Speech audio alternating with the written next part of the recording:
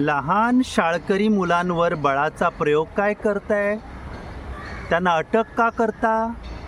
त्यांच्या पालकांना घरी जाऊन धमकवता का? एवढी बहादुरी अशी मर्दानकी काय दाखवता? त्यापेक्षा शाळा सुधारा ना, स्कूल ठीक करो. काय मागणी आहे? काय अवस्था आहे त्यांच्या शाळांची?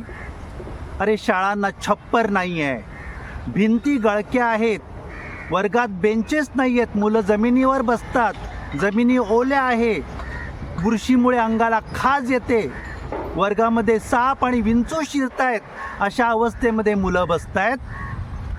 शाळेमध्ये साधी बाथरूमची, शौचालय आणि संडासाची व्यवस्था नाही आहे, मुलींची अवस्था खराब आहे, सॅनिटरी पॅड नॅपकिन नाही आहे, एवढेच तर मागणी करतात ना. अजूनपर्यंत शाळेमध्ये स्कूली साहित्य पोचलेलं नाही आहेत, वह्या पुस्तकं पोचलेली नाही आहेत. शिक्षकांनी शिकवायचं कसं? 4-4 वर्गावर एकच शिक्षक आहे आणि जो आहे शिक्षक तो सुद्धा वर्गावर येत नाही, कारण प्रशासनाने त्याला शिकवण्याच्या ऐवजी वेगळ्या कामाला जुंपलेलं आहे.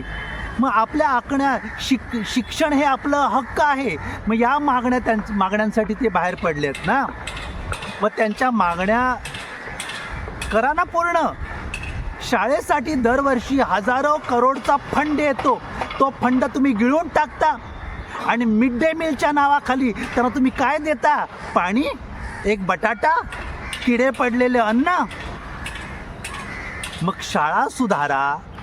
आपल्या हक्कासाठी जी मुलं आता जागी झाली आहे, बाहेर येऊन मागण्या करतात, त्या छोट्या छोट्या पोरांवर कसली मर्दानगी दाखवताय?